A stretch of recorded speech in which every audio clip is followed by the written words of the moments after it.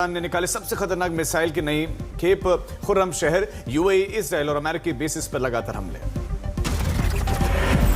Iran के संयुक्त सैन्य कमांड की चेतावनी, मध्य पूर्व में अब बैंक और वित्तीय संस्थान भी हमले का टारगेट हैं और आधिकारिक बयान में कहा गया कि युद्ध विस्तार के बीच में आर्थिक ढांचे पर हमले की रणनीति अपनाई जा सकती है।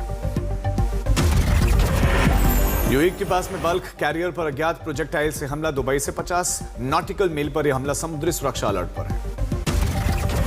ईरान के राष्ट्रपति का बयान कि यदि अंतर्राष्ट्रीय समुदाय युद्ध के जिम्मेदारों पर ध्यान नहीं देगा तो वैश्विक सुरक्षा पर खतरा बढ़ेगा।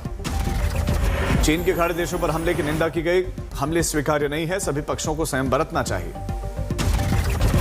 चीन ने शांति और वार्ता का रास्ता अपनाने की अपील की, सभी पक्षों से संवाद बढ़ाने की बात कही, कहा शांति बहाली तक चीन संवाद करता रहेगा। रेजा पहलवी ने संवेदनशील दौर में नागरिकों से घरों में रहने और हड़ताल जारी रखने की अपील की, कहा कि दमनकारी ताकतों से तो लड़ना होगा। ईरानी महिला फुटबॉल टीम मलेशिया में अपने देश लौटने की प्रतीक्षा में, टीम कोलालमपुर के होटल में ठहरी हुई है और यात्रा की व्यवस्था और ईरानी वायु क्षेत्र खुलने पर प्रस्थान होगा। ईरानी टीम के 6 खिलाड़ियों ने ऑस्ट्रेलिया में असाइलम स्वीकार किया है। एशियाई फुटबॉल महासंघ के अनुसार वीजा पर रहेंगे और बाकी टीम को समर्थन जारी रहेगा। अमेरिकी अखबार का दावा कि ईरान को आंकने में गलती हुई, व्हाइट हाउस ने कहा कि ईरान के सरेंडर तक युद्ध। ईरान की माफी का नहीं दिखा असर, मुस्लिम देशों पर हमलों से खफा है कतर, पुतिन ने राष्ट्रपति पेजेश्कियान से फिर से की बात, ईरान के साथ आया नॉर्थ कोरिया। धुएं के गुबार और तेल की आग से ईरान पर बढ़ा ब्लैक रेन का खतरा, दम घोटने वाली हवा से सावधान रहने की हिदायत, विश्व स्वास्थ्य संगठन की चेतावनी, तेजाबी बारिश में घर से बाहर न निकले ईरान के लोग। होर्मुज बना जंग का एपिसेंटर, अमेरिका ने किया समंदर में बम बिछाने वाले 16 ईरानी जहाजों को तबाह, ट्रंप की सीधी चेतावनी, समुद्र में एक बम भी फटा तो नतीजे भुगतने होंगे। यूएई के पास में स्ट्रेट ऑफ हॉर्मुज में कंटेनर शिप पर हमला, ब्रिटिश सेना के मुताबिक रास अल खैमा तट के पास में एक प्रोजेक्टाइल जहाज से टकराया, नुकसान की जांच जारी है। हमले के बाद स्ट्रेट ऑफ हॉर्मुज में जहाजों की आवाजाही रुकी, दुनिया के तेल गैस व्यापार के अहम मार्ग, सुरक्षा चिंताओं के चलते यहां ट्रैफिक लगभग ठप। वेंटोर द्वारा जारी तस्वीरों में खुर्ग, केरमान और इस्फहान एयरबेस पर इमारतों और इंफ्रास्ट्रक्चर को बड़ा नुकसान, ईरान के सैन्य ठिकानों पर हमलों से भारी नुकसान का दावा भी। एयर स्ट्राइक के बाद इस्फहान एयरबेस पर F-14 और F-7 विमान नष्ट दिखाई दिया। अमेरिकी इजराइल के तीव्र हमलों के बीच में ईरान ने खाड़ी से तेल आपूर्ति रोकने की चेतावनी दी। ईरान ने 2 टन वॉर हेड वाले खुर्रम शहर मिसाइल दागे, अमेरिकी ठिकानों को निशाना बनाने का दावा, लॉन्च का वीडियो भी जारी। पश्चिमी ईरान में 2 इजरायली हेम्स ड्रोन मार गिराने का ईरान का दावा, कथित तौर पर एयर डिफेंस द्वारा गिराए जाने का वीडियो भी जारी किया गया। ईरानी मीडिया ने जारी किया वीडियो, इजरायल के हेम्स यूएवी गिराए जाने का दावा, पश्चिमी ईरान के आसपास ये वहां आसमान में इंटरसेप्ट किया गया। इजरायल का दावा, ईरान नागरिकों के इलाके में क्लस्टर बम दाग रहा है और नागरिक क्षेत्रों को जानबूझकर निशाना बना रहा है। ईरान की पुलिस के प्रमुख की चेतावनी, सड़कों पर उतरने वालों को माना जाएगा दुश्मन। ईरान में प्रदर्शनकारियों को सख्त संदेश, सुरक्षा बलों के ट्रिगर पर उंगली, पुलिस प्रमुख ने टीवी पर कहा कि हालात बिगाड़ने वालों से निपटने के लिए सुरक्षा बल तैयार है। ईरान को अमेरिका ने फिर से दी चेतावनी, व्हाइट हाउस ने प्रेस कॉन्फ्रेंस में ईरान को चेताया है। व्हाइट हाउस की चेतावनी, होर्मुज बंद हुआ तो गंभीर नतीजे आपको भुगतने होंगे। व्हाइट हाउस की प्रवक्ता कैरोलाइन लेविट ने कहा कि ईरान के खिलाफ यह ऑपरेशन तभी खत्म होगा जब ट्रंप मानेंगे कि सभी लक्ष्य पूरे हो गए। ईरान बिना शर्त आत्मसमर्पण कर चुका है। व्हाइट हाउस की प्रवक्ता कैरोलाइन ने आगे कहा कि अमेरिका ने 50 से ज्यादा ईरानी जहाज नष्ट किए और साथ ही कहा कि ईरान की 90% मिसाइल क्षमता कम हुई है। व्हाइट हाउस की प्रेस सचिव कैरोलाइन लेविट का बयान कि मैं इसकी पुष्टि कर सकती हूं कि अमेरिकी नौसेना ने इस समय किसी भी तेल टैंकर या जहाज को एस्कॉर्ट नहीं किया है। अमेरिका ने ईरान को सबसे बड़े हमले की चेतावनी दी है। अमेरिका के रक्षा मंत्री ने कहा कि जब तक ईरान हार नहीं जाता हम हार नहीं मानेंगे। पीट हेग्सेथ ने कहा कि सबसे ज्यादा फाइटर, सबसे ज्यादा बॉम्बर्स तैनात किए जाएंगे। ईरान को लेकर बातचीत की शर्तों के साथ डोनाल्ड ट्रंप ने दिया संकेत, कहा कि तेहरान ने ताकतवर मिसाइलों का इस्तेमाल करने की कसम खाई। अमेरिकी एयरफोर्स जनरल का दावा, 50 से ज्यादा ईरानी नेवी के जहाज तबाह हुए। इजरायल की ओर से दावा, बेरूत के दक्षिणी इलाकों पर हमला करना शुरू कर दिया गया है। जहाज ट्रैकर से हुआ खुलासा, स्ट्रेट ऑफ हॉर्मुज से गुजरा ईरानी तेल से भरा हुआ एक और टैंकर। ईरान में चल रही जंग पर नॉर्थ कोरिया का बयान, कहा कि वो ईरान के खिलाफ अमेरिका और इजराइल के गैर कानूनी हमलों की कड़ी निंदा करती है। नॉर्थ कोरिया ने कहा कि अमेरिका और इजराइल के गैर कानूनी हमले दुनिया भर में शांति खत्म कर रहे हैं और अस्थिरता बढ़ा रहे हैं। तेल अवीव और यरूशलेम में मिसाइलों की बरसात, पश्चिमी तट पर अलर्ट, हिब्रोन और रामल्ला में आकाश में देखी गई मिसाइलें। WHO की ईरान को चेतावनी, कहा कि तेल प्लांट्स पर हमलों के बाद ईरान में ब्लैक रेन हो रहे, इससे सांस में दिक्कतें आ सकती है और ईरान में लोगों से घरों के भीतर रहने की अपील की गई है। लेबनान में दक्षिणी गांव में इजरायली हमलों के बीच में वेटिकन से मध्यस्थता की मांग की गई है। ईरान ने EU चीफ से कहा कि वो पाखंड से बचें, तो यूरोपीय संघ के चीफ उर्सुला ने कहा कि ईरान के लोग आजादी के हकदार हैं। यूरोपीय संघ ने कोस्टा ने कहा कि ईरान के खिलाफ युद्ध में अब तक रूस ही एकमात्र विजेता है। दिल्ली हाईकोर्ट कैंटीन में LPG की कमी और एक नोटिस किया है पेश, खाना उपलब्ध नहीं है। कैंटीन में सूचना लगी है कि LPG सप्लाई नहीं आई, इसीलिए भोजन फिलहाल बंद है। LPG सप्लाई संकट पर विवाद जारी है। भारत की सरकारी कंपनियों ने भरोसा दिलवाया कि सप्लाई पर कोई भी असर नहीं पड़ेगा।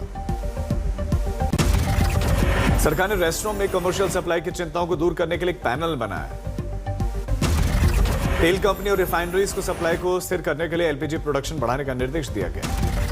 तेल संकट पर केंद्रीय मंत्री पीयूष गोयल बोले कि पेट्रोल डीजल की कोई भी कमी नहीं। तेल संकट पर सरकार को विपक्ष ने घेरा, कांग्रेस, SPTMC, आप, लेफ्ट ने संकट के लिए केंद्र को जिम्मेदार ठहराया। प्रियंका ने फ्यूल की कमी के लिए सरकार पर लगाया आरोप, कहा कि संकट और गहरा है। कहा कि LPG संकट पर राहुल गांधी के दावे सच हो रहे हैं। अरविंद केजरीवाल ने PM मोदी की विदेश नीति पर बोला हमला, कहा कि ईरान युद्ध में मोदी सरकार ने इजराइल US का साथ दिया, जिसकी वजह से भारत को नुकसान उठाना पड़ रहा है। अरविंद केजरीवाल ने कहा कि भारत की पारंपरिक विदेश नीति निष्पक्ष रहना है, लेकिन प्रधानमंत्री मोदी युद्ध से ठीक पहले इजराइल जाकर वहां के प्रधानमंत्री से गले मिले। केजरीवाल का आरोप है कि भारत ने अपने पुराने मित्र ईरान को छोड़ दिया। स्ट्रेट ऑफ हॉर्मुज से ईंधन के रास्ते को लेकर भी भारत को अब दिक्कतों का सामना करना पड़ रहा है।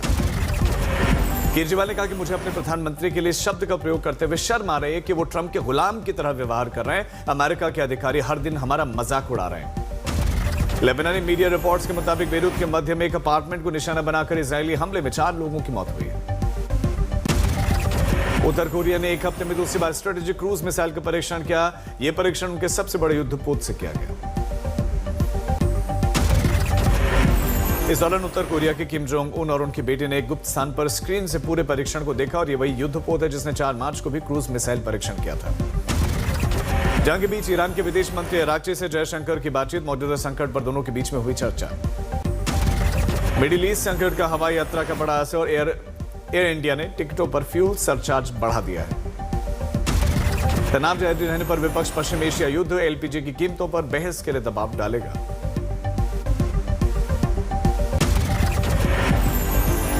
लोकसभा में बोले राहुल गांधी, संसद में PM की सुरक्षा और महत्वपूर्ण मुद्दों पर मेरी बात रोकी गई। लोकसभा लोकतंत्र की आवाज है, किसी एक पार्टी का प्रतिनिधित्व नहीं करती है। राहुल गांधी ने सांसदों को बताया कि पिछली बार और हाल ही में विपक्ष नेता को बोलने से रोका गया और ऐसा पहली बार हुआ है देश के इतिहास में। संसद में रविशंकर प्रसाद ने उठाया PM के सम्मान का मुद्दा, विपक्ष को दी चेतावनी, कहा कि किसी भी परिस्थिति में प्रधानमंत्री के साथ को नुकसान नहीं पहुंचाया जा सकता। कोच्चि में प्रधानमंत्री ने दीविरा समुदाय को 50वीं वर्षगांठ पर सम्मान कार्यक्रम में लिया भाग। केरल में बाढ़ जैसे संकटों में लोगों की जान बचाने के लिए समुदाय का योगदान उसे सराहा। मछुआरों के योगदान को मान्यता, प्रधानमंत्री बोले कि NDA सरकार का यह सम्मान देश की आर्थिक मजबूती में मछुआरों की अहम भूमिका पिछली सरकारों ने तो नजरअंदाज किया। शाहजहांपुर में घने कोहरे के चलते भीषण सड़क हादसा, बस ने कार को मारी टक्कर, 3 लोगों की मौके पर मौत। आगरा में पुलिस ने ATM कार्ड बदलकर खातों से पैसा उड़ाने वाले अंतर्राज्यीय गिरोह का पर्दाफाश किया। 3 आरोपी गिरफ्तार, 150 वारदात को अंजाम दे चुके हैं। ग्वालियर में विदाई के समय दुल्हन ने तोड़ी शादी, दूल्हे के प्रेम प्रसंग का खुलासा किया। कन्नौज में नेशनल हाईवे पर हुआ भीषण सड़क हादसा, 3 की मौत, 1 घायल। भोपाल में अंतर्राज्यीय लुटेरे गिरोह का पर्दाफाश, डिलीवरी बॉय बनकर करते थे खाली पड़े मकानों की रेकी, पुलिस ने 2 आरोपियों को पकड़ लिया। छतरपुर में गैस सिलेंडर की किल्लत के बीच में छतरपुर प्रशासन ने एक घर से अवैध घरेलू सिलेंडर का भंडारण पाया है। रिटायर्ड शिक्षक पर कार्रवाई जारी। बीड में अचानक चलते रिक्शा का टायर निकल गया और सामने आई है तस्वीरें और बाइक से इसकी भिड़ंत भी हुई।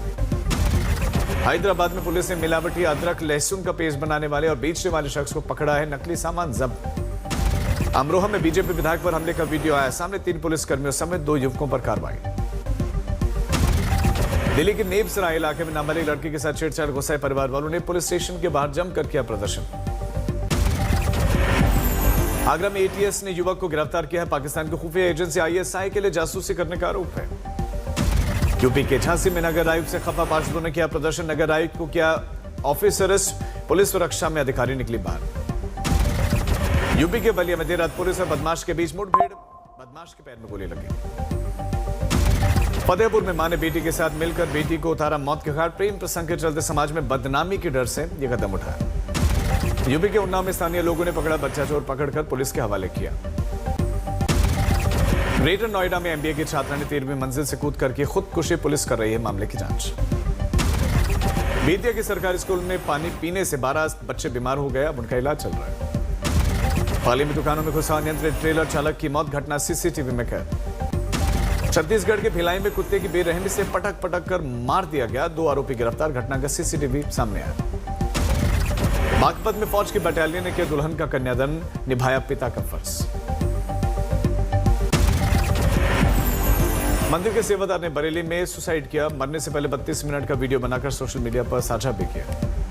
इटावा में एलपीजी कमर्शियल सिलेंडर की आपूर्ति बाधित होने से रेस्टोरेंट और होटल का कारोबार ठप, रेस्टोरेंट भी खाली। उत्तराखंड के कुमाऊं मंडल के पर्यटक स्थलों में दिखने लगी है कमर्शियल सिलेंडर्स की भारी कमी, नहीं मिल रहे हैं रेस्टोरेंट और होटल्स में कमर्शियल सिलेंडर। अयोध्या में एलपीजी गैस की किल्लत, प्रसाद निर्माण कारोबार से प्रभावित 10,000 से ज्यादा श्रद्धालुओं को करवाया जाने वाला निःशुल्क भोजन सुविधाएं फिलहाल बंद। नोएडा फिल्म सिटी के अंडरग्राउंड पार्किंग में खड़ी नई क्रेटा कार पर शरारती तत्वों ने किया पेंट स्प्रे, पुलिस कर रही है जांच। रामनवमी के नजदीक आते ही सजने लगे रामनगरी अयोध्या, भव्य तैयारियों की प्रशासन ने कमर कसी। इस साल 20 लाख से ज्यादा श्रद्धालुओं के पहुंचने की उम्मीद। यातायात, स्वास्थ्य और साफ सफाई की व्यवस्थाओं को मजबूत करने के लिए राम मंदिर ट्रस्ट और जिला प्रशासन की बैठक। कानपुर में जारी है पारंपरिक गंगा मेला, शहर में गलियों में दिख रही है गजब की रौनक। अलग अलग डिजाइन की रंग बिरंगी टोपियां लगाकर लोगों ने लगाया तिरंगा, बच्चों ने पिचकारियों से रंगों की बौछार कर खुशी की जाहिर। उत्तरकाशी में पवित्र गंगोत्री धाम से अखंड ज्योति रथ यात्रा का शुभारंभ हुआ। पुजारियों और भक्तों ने वैदिक मंत्रोच्चार के साथ गंगा घाट पर दिव्य आरती की। पहली बार जोजिला पास पर 28 फरवरी के बाद ये खुल रहा है और भारी बर्फबारी के बावजूद बीआरओ ने श्रीनगर ले हाईवे चालू रखा है। जोजिला पास सर्दियों में आमतौर पर 5 से 6 महीने तक बंद रहता है और इस बार जोजिला पास खुला रहने से लद्दाख और कश्मीर के बीच में सप्लाई लाइन शुरू हुई। तेज से चल रहा है जोजिला टनल प्रोजेक्ट का भी काम। अधिकारियों के मुताबिक अब 600 मीटर से भी कम खुदाई बाकी है। किन्नौर के कल